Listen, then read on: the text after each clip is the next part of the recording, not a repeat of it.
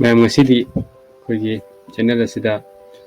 ꯌꯥꯝꯅ ꯇꯣꯏꯅ ꯍꯪꯕꯤꯔꯛꯄ ꯀ꯭ꯋꯦꯁꯟ ꯑꯃ ꯂꯩꯀꯣ ꯀꯩ ꯀ꯭ꯋꯦꯁꯟꯅꯣ ꯍꯥꯏꯕ ꯃꯇꯝꯗ ꯑꯩꯈꯣꯏꯅ ꯀꯔꯝꯕ ꯇ꯭ꯔꯦꯗꯤꯡ ꯇꯨꯜꯁꯤꯡꯁꯦ ꯈ꯭ꯋꯥꯏꯗꯒꯤ ꯍꯦꯟꯅ ꯐꯕꯒꯦ ꯀꯔꯝꯕ ꯁꯤꯖꯤꯟꯅꯧꯒꯦ ꯍꯥꯏꯕꯒꯨꯝꯕ ꯁꯤꯒꯨꯝꯕ ꯀ꯭ꯋꯦꯁꯟ ꯃꯌꯥꯝ ꯑꯃ ꯂꯥꯛꯑꯦ ꯑꯩ ꯍꯧꯖꯤꯛ ꯇ꯭ꯔꯦꯗꯤꯡꯗ ꯁꯛꯁꯦꯁꯐꯨꯜ ꯑꯣꯏꯒꯦ ꯍꯥꯏꯇꯥꯔꯒꯗꯤ ꯀꯟꯁꯤꯁꯇꯦꯟ ꯑꯣꯏꯒꯦ ꯍꯥꯏꯇꯥꯔꯗꯤ ꯀꯔꯝꯕ ꯇꯨꯜ ꯁꯤꯖꯤꯟꯅꯒꯅꯤ ꯀꯔꯝꯕꯅ ꯍꯦꯟꯅ ꯐꯒꯅꯤ ꯍꯥꯏꯕꯁꯦ ꯇꯣꯏꯅ ꯍꯪꯉꯛꯏꯀꯣ ꯑꯗꯣ ꯁꯤꯒꯤꯁꯦ ꯌꯥꯝꯅ ꯅꯣꯛꯅꯤꯡꯕ सिचुएशन अखोई मनपुर की स्टॉक मार्केट कम्युनिटी से थेंगजैको अदु अमतंग नैनसे अखोई थायनगी कुंफू मूवी मैम येंबिरमगनीको कुंफू मूवी से कमाई तवी असेंग प्रैक्टिकल ओइबा खुफुना कायना फुगाय फुनादि खुदसे हाइदना कोतना हाइ हुमदना मैम स्टाइल मैम लय समेको स्टाइल मैम लय सिदा अखोइना अंगांग ओइङदा दुम खंगदबिदा फॉलो तौरंगनी खंगदबिदा अखोइ कुंफू सिमा में नुपासिंगदी कमाई तवी कुंफू की सिमा अमा हेक येंगु मतंदा मधु मतौ तमना मतन इमानब मिसेंद किन थिनदना कोनदना मैम तविदना सि तौरक्तब नते अदो अखोइना मतंदुदा तविसे कैना हायबदना आइसे अखोइगी मतंदुदा जैकी सान की सिमा अमि येंगुरे खलसे येंगुर मतुंगदा आइना तौदुसे कैनो इमानबसिगा अखोइगी हाइनदनेबा सिदा अखोइगी कुंफू की स्टाइल से मखल मखल लेते मंकी स्टाइल का लay monkey style aduga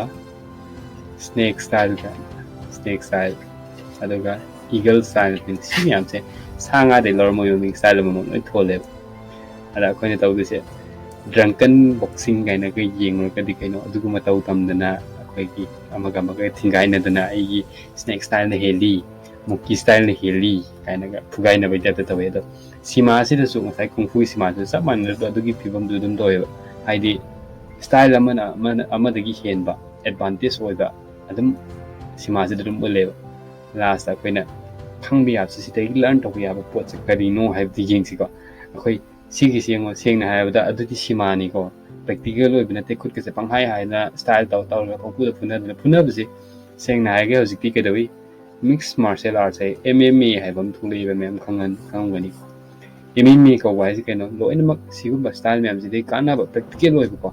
mi da koina akoi damage inflict tawba ngamba adugumna ba style sing sidagi ko sum lokhoga mayam je judo dagi akoigi jujitsu dagi gumba lokhoga ko mi phaba bunba loi yawi aduga mi je kamaina take down tawgani haibse si loi yawraga MMA ko ba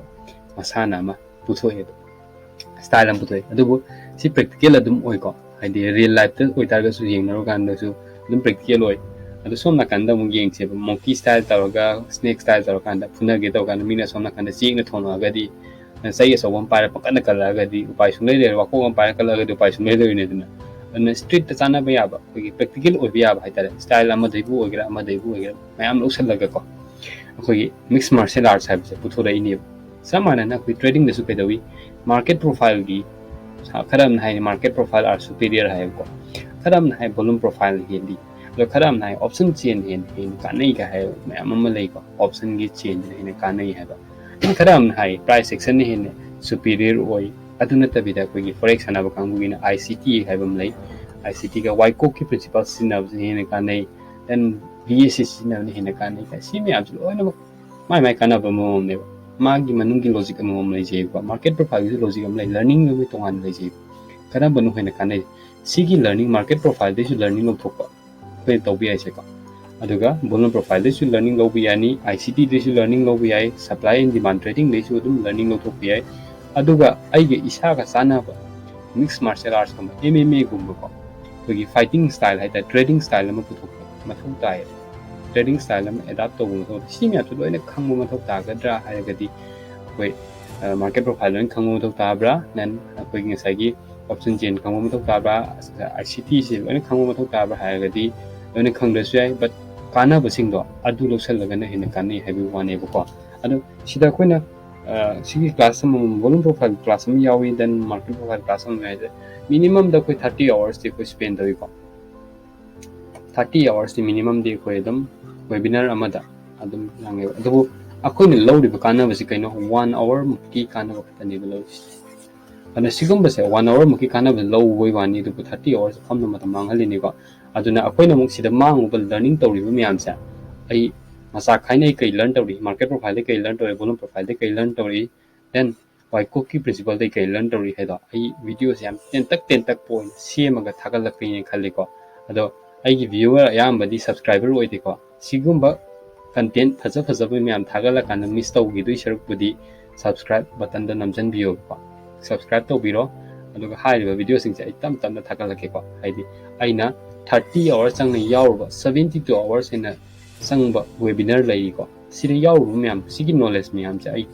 ꯁꯤꯗ ꯑꯩ video ꯌꯥꯝ ꯇꯦꯛꯄꯔꯣꯝꯗ ꯌꯥꯝ ꯇꯦꯟꯅꯀꯣ ꯑꯗꯨ understand easy two understand ꯑꯣꯏꯒꯗꯕ ꯑꯩꯈꯣꯏ ꯃꯥꯂꯣꯟꯁꯤꯗꯁꯨ ꯇꯥꯛꯀꯦꯅ ꯈꯜꯂꯦꯀꯣ ꯑꯗꯨꯅ ꯃꯊꯪ ꯃꯅꯥꯎ ꯅꯥꯏꯅ ꯑꯩ ꯑꯗꯨꯝ ꯇꯥꯛꯂꯛꯀꯅꯤ ꯑꯩꯈꯣꯏꯅ ꯇꯥꯛꯇꯣꯏꯁꯦ ꯋꯥꯏꯀꯣꯛꯀꯤ ꯄ꯭ꯔꯤꯟꯁꯤꯄꯜꯁꯤ ꯑꯩꯈꯣꯏ ꯀꯥꯏꯗꯒꯤ ꯂꯥꯛꯏ ꯍꯥꯏꯕ ꯃꯇꯝꯗ ꯑꯩꯅ ꯃꯥꯔꯀꯦꯠ ꯄ꯭ꯔꯣꯐꯥꯏꯜ ꯑꯃꯁꯨꯡ ꯚꯣꯂꯨꯝ ꯄ꯭ꯔꯣꯐꯥꯏꯜ ꯅꯩꯅꯔꯨꯕ ꯃꯇꯝꯗꯒꯤ ꯐꯪꯉꯛꯄꯅꯤꯀꯣ ꯑꯗꯨꯒ ꯉꯁꯥꯏꯒꯤ ꯚꯣꯂꯨꯝ ꯄ꯭ꯔꯥꯏꯁ ꯑꯦꯅꯥꯂꯥꯏꯁꯤꯁ ꯍꯥꯏꯕ ꯑꯃ ꯂꯩꯀꯣ ꯚꯣꯂꯨꯝ ꯄ꯭ꯔꯥꯏꯁ ꯑꯦꯅꯥꯂꯥꯏꯁꯤꯁ ꯍꯥꯏꯔꯤꯕꯁꯤꯅ ꯀꯥꯏꯗꯒꯤ ꯑꯩ ꯐꯪꯉꯛꯈꯤꯕꯅꯣ ꯍꯥꯏꯕ ꯃꯇꯝꯗ BSC ꯍꯥꯏꯔꯤꯕ ꯀꯟꯁꯦꯞ ꯑꯩ ꯁꯤ ꯅꯩꯅꯕ ꯃꯇꯝꯗꯒꯤ ꯑꯩ ꯈꯪꯉꯛꯄꯅꯤꯀꯣ ꯁꯤꯃ ꯑꯗꯨꯒ ꯃꯦꯟꯂꯤ ꯑꯩꯅ ꯇꯧꯗꯣꯏꯁꯦ ꯄ꯭ꯔꯥꯏꯁ ꯑꯦꯛꯁꯟꯗꯁꯨ ꯑꯗꯨꯝ ꯑꯩꯈꯣꯏꯒꯤ ꯁ꯭ꯃꯥꯔꯠ ꯃꯅꯤ ꯀꯟꯁꯦꯞ ꯃꯌꯥꯝ ꯑꯃ ꯂꯩꯀꯣ ꯑꯩꯈꯣꯏ ꯏꯁꯝ ꯁꯝꯕ ꯄ꯭ꯔꯥꯏꯁ ꯑꯦꯛꯁꯟ ꯁꯄꯣꯔꯠ ꯑꯦꯟड ꯔꯦꯁꯤꯁꯇꯦꯟꯁ ꯈꯛ ꯅꯠꯇꯕ ꯁ꯭ꯃꯥꯔꯠ ꯃꯅꯤꯒꯤ ꯀꯟꯁꯦꯞ ꯃꯌꯥꯝ ꯑꯃ ꯀꯣ ꯀꯃꯥꯏꯅ ꯁ꯭ꯃꯥꯔꯠ ꯃꯅꯤ ꯇ꯭ꯔꯦꯗ ꯇꯧꯏ ꯀꯃꯥꯏꯅ ꯃꯥꯏ ꯑꯣꯔꯗꯔ ꯂꯧꯏ ꯈꯣꯠꯂꯤ ꯍꯥꯏꯕ ꯃꯌꯥꯝꯁꯦ ꯄ꯭ꯔꯥꯏꯁ ꯑꯦꯛꯁꯟꯗꯒꯤꯁꯨ ꯈꯔ ꯈꯪꯕ ꯌꯥꯏꯀꯣ ꯑꯩꯈꯣই ꯍꯥꯏꯅ ꯈꯔ ꯑꯃꯗꯤ ꯍꯥꯏꯒꯅꯤ ꯑꯣꯔꯗꯔ ꯐ꯭ꯂꯣꯒꯨꯝꯕ ꯗꯔꯀꯥꯔ ꯑꯣꯏꯕ ꯌꯥꯏꯒ ꯍꯥꯏꯀꯣ ꯑꯣꯔꯗꯔ ꯐ꯭ꯂꯣꯁꯦ ꯍꯧꯖꯤꯛ ꯀꯩꯁꯨ ꯍꯦꯟꯅ ꯊꯣꯏꯗꯣꯛꯅ ꯗꯔꯀꯥꯔ ꯑꯣꯏꯗꯦ ꯕꯠ ꯀꯗꯥꯏꯋꯥꯏꯗ ꯚꯣꯂꯨꯝ ꯍꯦꯟꯅ ꯂꯩꯒꯦ ꯍꯥꯏꯗꯨꯗꯤ ꯚꯣꯂꯨꯝ ꯄ꯭ꯔꯣꯐꯥꯏꯜꯗꯒꯤ ꯑꯗꯨꯝ ꯎꯔꯒꯁꯨ ꯑꯗꯨꯝ ꯈꯪꯉꯅꯤꯀꯣ ꯃꯌꯥꯝꯅ ꯀꯔꯝꯕ ꯖꯣꯟꯗꯨꯕꯨ ꯚꯦꯂꯤꯠ ꯖꯣꯟ ꯑꯣꯏꯗꯣꯏꯅꯣ ꯀꯔꯝꯕꯕꯨ ꯑꯩꯈꯣꯏꯅ ꯁꯨꯃꯥꯏꯅ ꯑꯣꯔꯗꯔ ꯕ꯭ꯂꯣꯛ ꯀꯥꯏꯅ ꯂꯩꯌꯦꯀꯣ ꯑꯣꯔꯗꯔ ꯕ꯭ꯂꯣꯛ ꯍꯥꯏꯁꯦ ICT hayeng tamakpa matamda dum khangkani ICT ki concept gi lokthokni si mena ko si miyam se kishna ti price action gi oiba koida hena practical oiba mayam na trader akoi mamang da leram trader miyam na practical oire na akoi mentor sing haibiram ma miyam do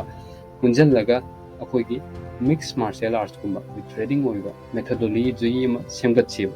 kare ko aduga khangadaba na si miyam se loi kaisu depend tawdeba akoi gi methodology si di kaino only 10% katani ko khangadaba only 10% katani koina trading methodology tawdusi yarba tawdaba khoi men oina leise akoina trading si takpa yade hai ko knowledge share tawbu yai but trading si takpa ko hauna di kaigino mi ki psychology ma bu koina influence tawga shungam ba hauna di adubu akoina kamai tawgani habit formation haibam nei ko habit am form tawbu mutanda 21 days sangi 21 days sangi ko sumai tawda habit formation tawhalagan trading da su habit ki type ta tawhalaga fazana koi stop loss thamba fazan tamiba then target logo fazan tamba ja si akoina tawgani ko haidi psychology se akoina control tawdi ade but manage tawdani habit ki type formation ama lahalakanda te tawba yana ba kugi pambai sing koi masa khaini yatlaga koi thagat charake tawdabu subscribe tawbiyu subscribe tawdragadi aina सिगुब कानरब video मैम आई 70+ video आई थागचगे खल्ली को थागलक्तिब video मैम चमत उहौद्रगदी मिस तौग्रगदी आइगी मांगजब नते येंबिरिब मैमगी मांगजबने अदुना यारिगे सब्सक्राइब तौबियो अदुगा करिगुंबा वीडियो सिंगसे कानयेन खन तारगदी सोमगी near and dear one side तारे तमनिंगबा मार्केट तमजनिंगबदन उगी एफोर्ट तौ ngamjado मैमदा अदुदो शेयर तौबियो काननी ने खल्लीको अदो adum update tawjarke ma'am si harga ngasi gi loselasi matung taba ai hanagi content aina fa kana da hodaba content ma'am ama ai hapkat charake matam do bawtung di ngai minasi thank you all